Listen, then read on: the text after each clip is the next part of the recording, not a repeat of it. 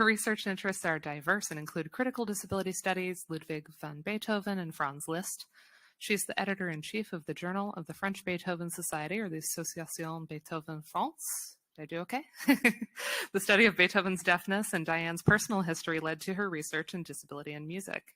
Her collaboration with disabled musicians in the professional musical world allows her to expose new ideas on making music more accessible to a broader audience. And today her paper is entitled Performing with a Different Body, Reimagining Music Making.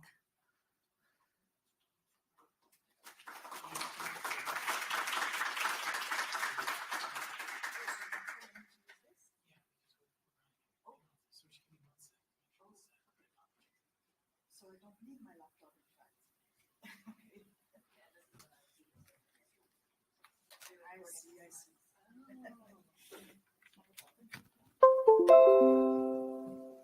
Sorry about that confusion. Hello, everybody. We're figuring out the technical issues here.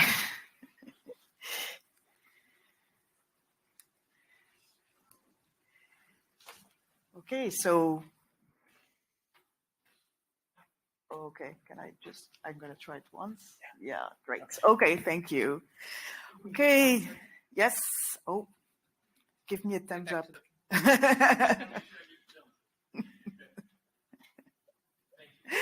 Thank you so much.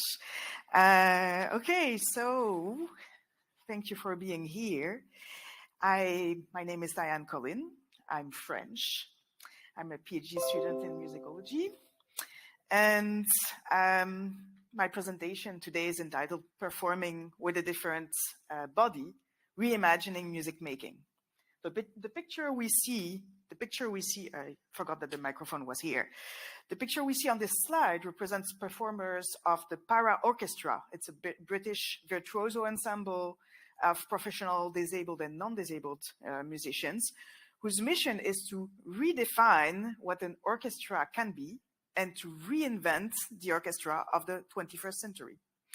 So let's keep in mind this mission of the Para Orchestra, and I would like to explore several aspects of the world of professional music and musicians with disabilities.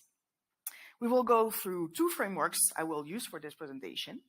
Then we will talk about one specific article that I found interesting in relation to professional music and disability. And finally, I will give 3 case studies of professional musicians I have interviewed. With the use of these frameworks and with the mission of the Para Orchestra in mind, I would like to think of a possible revisit of the role of the musicians with disability in the professional musical world. So the 2 frameworks I want to use here are critical disability studies and mediation theory. For those who are not familiar with the critical disability studies, this field offers a set of frameworks. It's not a single framework per se. It has long explored the different aspects of disability in our evolving society. It designs models of disability to allow a deeper consideration of the multiple facets of disability. 2 of the main models are the medical and the social model of disability. And I also mention here the cultural model, which is related to social model. The social model of disability provides a framework for disabled people to challenge preconceived notions of a disability established by the medical model, which analyzes disability from a strictly medical and functional point of view. The medical model will give a pathology, it will talk about bodily impairment, and the social model will talk about the way a person is viewed, is included, perceived in a society. So the first authors to propose the distinction between disability and impairment with a critical lens were Mike Oliver and Kolin Barnes, and we see their pictures here. They were part of the Union for Physically Impaired Against Segregation, UPIAS, a disability rights activism movement founded in 1972 in the UK. Then the field of CDS, Critical Disability Studies, CDS, evolved to propose other aspects and is still evolving today. But here I want to keep the social model of disability. Now, mediation theory is not frequently associated with disability, but I found it interesting to consider a bridge between the framework I just mentioned and this theory. Mediation theory can be understood and analyzed in multiple ways. So I start with the definition of mediation itself. According to the Oxford Dictionary, mediation attempts to end a problem between two or more people or groups who disagree by talking to them and trying to find things that everyone can agree on. So in other words, it is a structured process in which an impartial communication and an impartial third party assists disputing parties in resolving conflicts through the use of specialized communication and negotiation techniques. If we focus on the relation to the media itself, one of the aspects is the use of technologies. Technologies can be used as mediators between humans and the world. In this perspective, mediation theory is also called theory of technological mediation.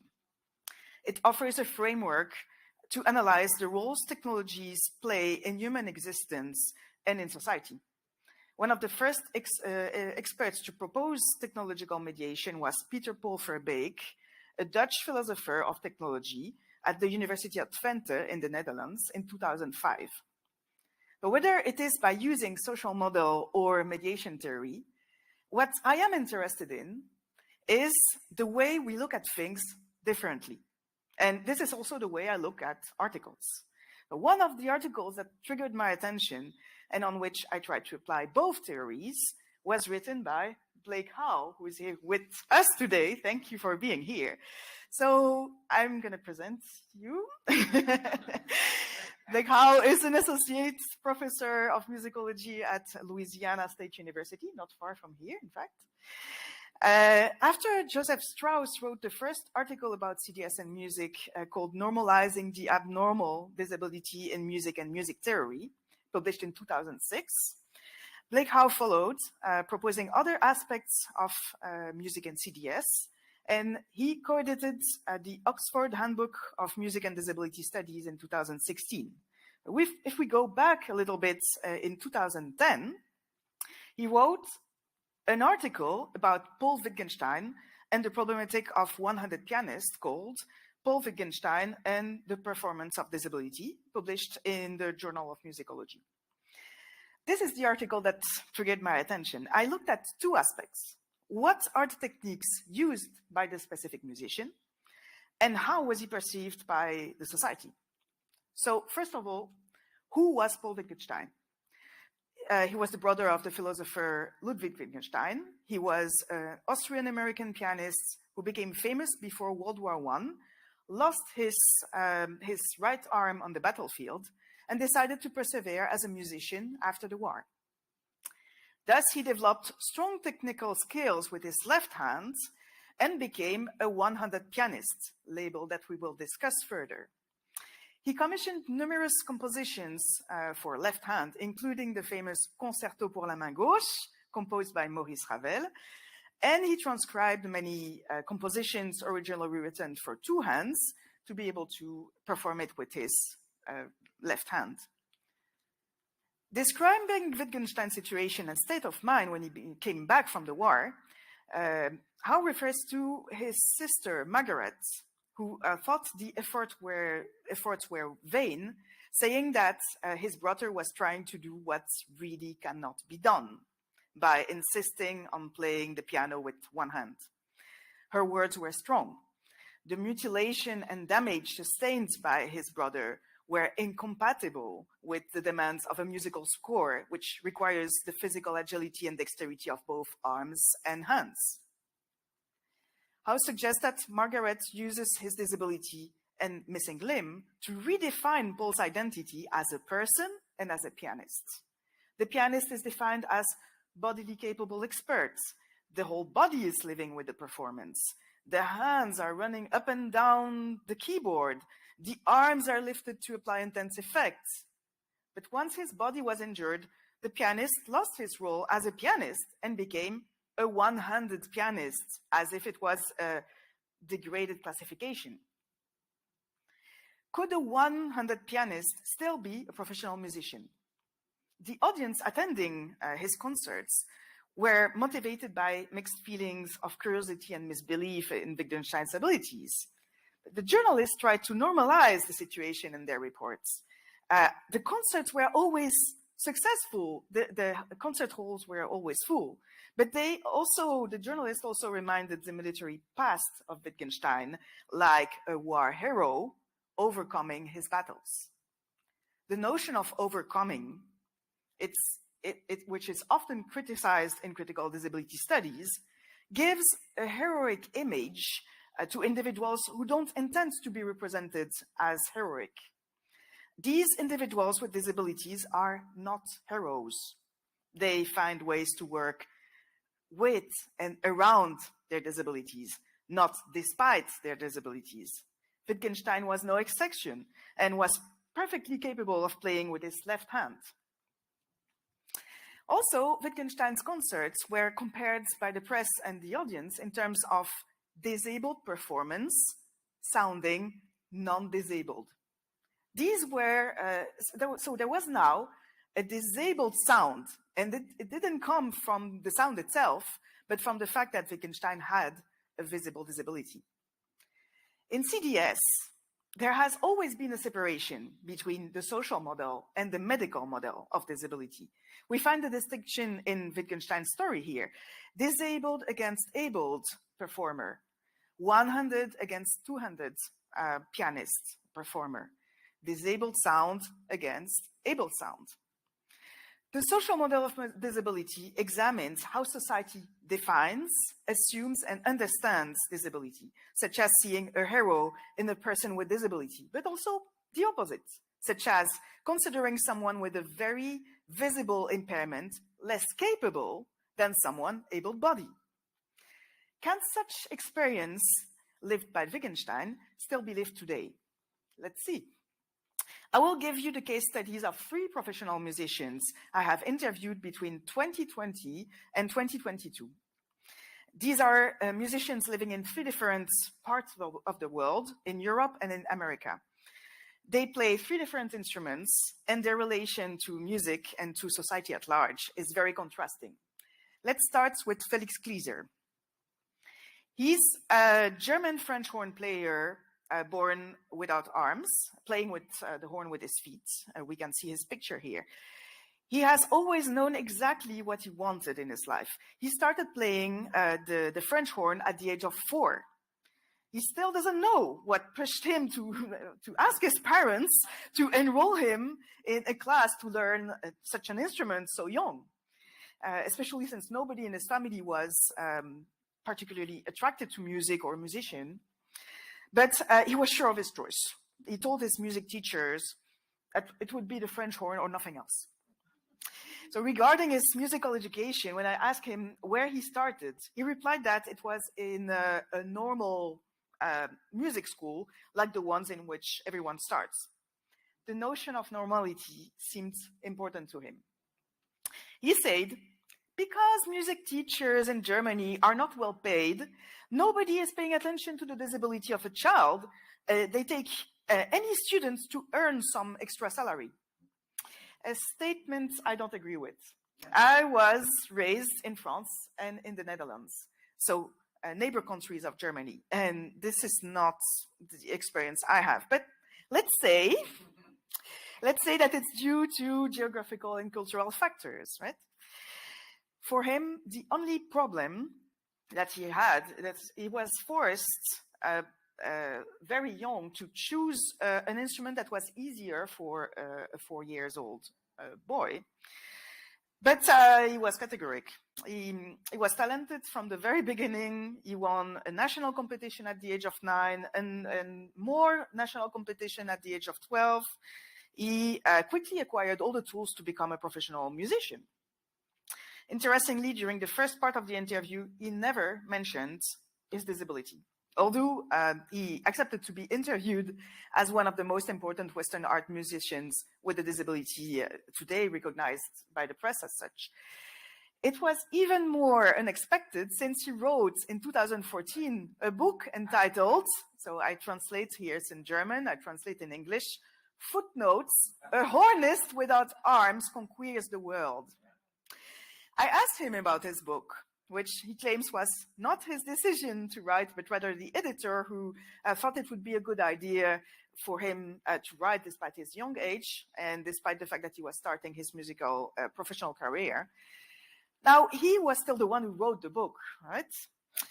This led to a conversation about his way of performing with his feet. We also talked about public representation. Like many musicians showing their activities, he frequently posts pictures on social media. Everybody in Europe knows him as the musician who plays with no arms. He wrote this book about his career as a hornet without feet, and he appears in many press articles in Europe, always featuring him under a title mentioning his disability. Yet in our interview, the notion of disability was almost completely absent. So when I interview someone, I don't particularly push to talk about disability. It should be about music, and not so that my aim is to interview them about their musical career when I interview someone. But all the musicians I have interviewed so far, even those who clearly stated that music talk was more important than disability talk to them, didn't refrain from talking about the topic. So this was my first interview of a musician with disability avoiding the conversation, and this raised a few questions for me in terms of social model of disability. In this scenario, the musician doesn't want to be associated with the disability model because of the association with disability itself. So let's move to another musician. Galen Lee is a well-known figure in disability activism. She's an American violinist and singer. She was born and grew up with bent arms and legs, and she uses an electric wheelchair since early childhood. We see her picture here. In 5th grade, she became interested in the school orchestra, and she passed the listening tests with a perfect score, which intrigued the teacher enough to let her join the orchestra. The teacher suggested that she starts with the cello, but the instrument was too big for her to use in a conventional way. She then switched to the violin, and with the help of her teacher, she developed a technique of playing her instruments that still applies today. She holds the violin upright as if she was holding a cello, and then she holds the bow, which is a half size smaller than a traditional bow, like a double bass player. She's also a singer, and in 2016 she entered the American radio NPR's Tiny Desk contest, and she won. And she started a musical tour. And during her tour, she embraced the concept of disability pride, which consists of seeing disability as an ordinary component of our society and of our identity, of which one should be proud. She became a public speaker, building awareness on what being disabled means, and how details such as the language used to talk about disability can make a difference.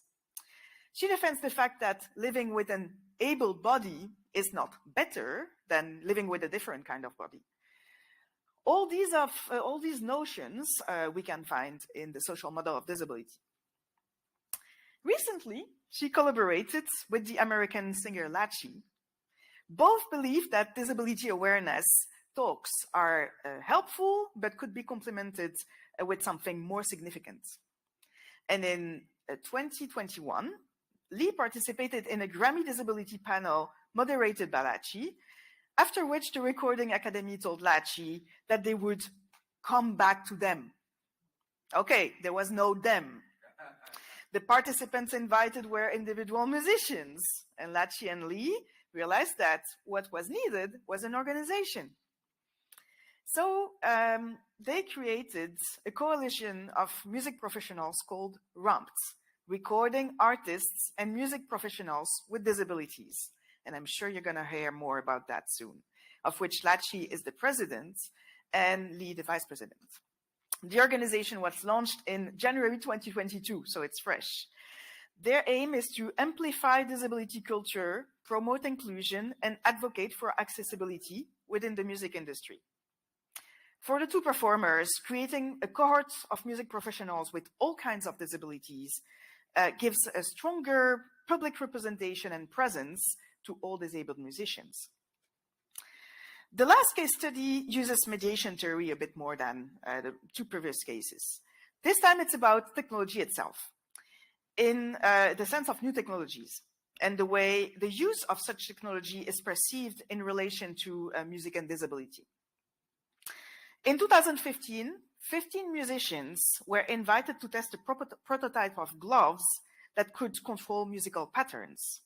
These gloves are called the MIMU gloves. And so Imogen Heap initiated the project and recruited 15 testers, among which Chris Halpin, a British guitarist with cerebral palsy who lost some of his mobility. And when he was contacted to be part of the 15 musicians to test the MIMU gloves, he didn't know it would change his way of performing music forever. Today, the MIMU gloves are his instruments. These are connected gloves. The sensors on the gloves are connected to a computer. It converts movements to musical patterns. So instructions such as play this instrument, or give me this drum with this rhythm, or repeat this excerpt in a loop, something like that, are associated with movements producing music. With the form of new technology instruments, the perception of disability changes. Since it is a computer, and since the computer makes no judgment on the person sending the signals patterns to the machine, right? There is no difference between a disabled and a non-disabled performer.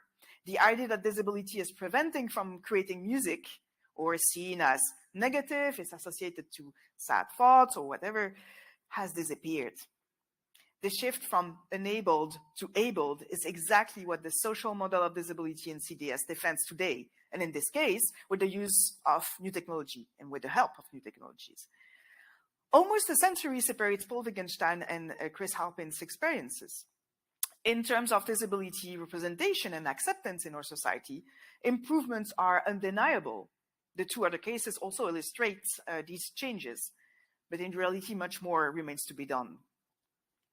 As a conclusion, let's go back to the Para Orchestra's mission: reinvent the orchestra of the 21st century.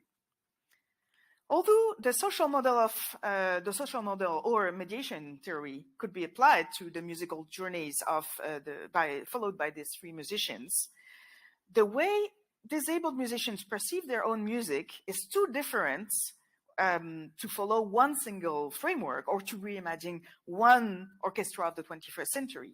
We have seen that some of the musicians reject the notion of disability in their music, and some of them embrace it and transform it to propose a new creative vision of disability in music. Despite the gap of 1 century, Wittgenstein's perception of his role as a musician is similar to the cases of the 3 musicians we have explored together. Wittgenstein wanted to place musicianship before disability, like Felix Klieser today. Wittgenstein wanted to show that a differently abled body was not preventing from performing like Galen Lee did showed us today. And Wittgenstein commissioned works that he could perform with his one hand, and Chris Halpin creates music that he can perform with his own movements. So at the end, each body is different, and each individual and each personality is different. To borrow the musicologist Christopher Small's term, there are many ways of musicking. And I will add that there are many ways of living disability through music. And here are lots of references I can send by email to whoever is interested. And thank you very much.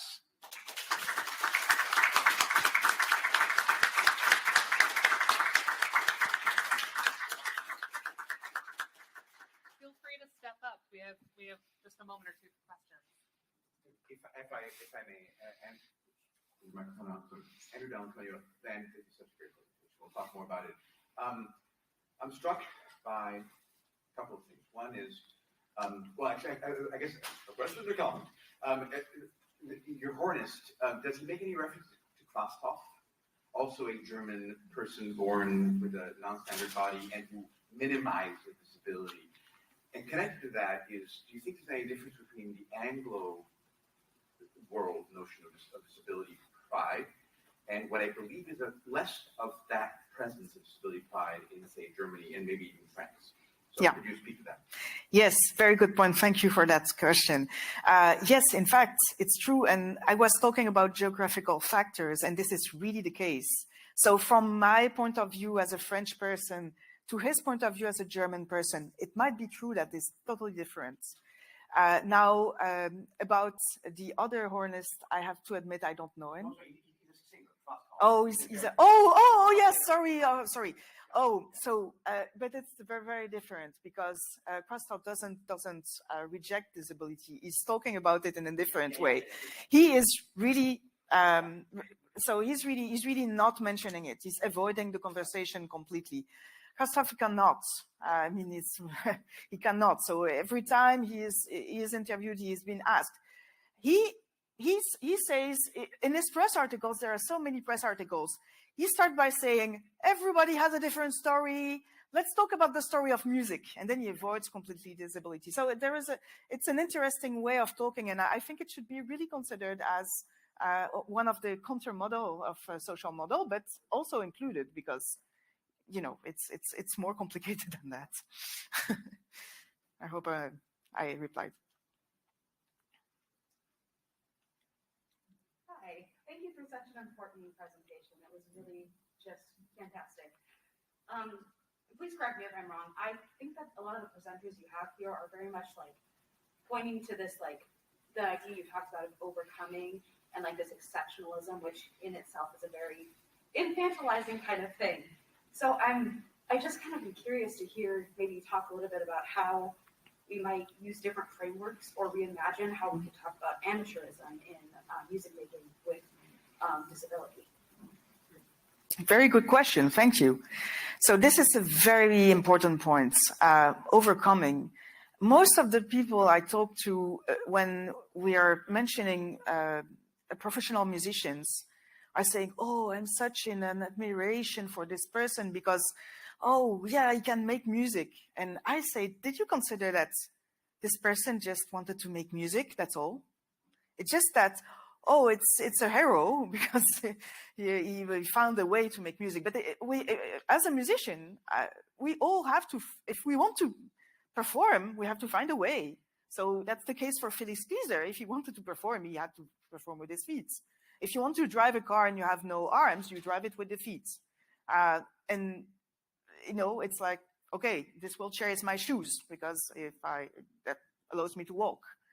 But it's to shift the idea that, and this is social model of disability. This is really framework, a set of frameworks where you can find the difference between the medical and the social, but you can find also a lot of different frameworks. So I recommend you read some of the works that are right now in critical disability studies to help you on that. Thank you so much.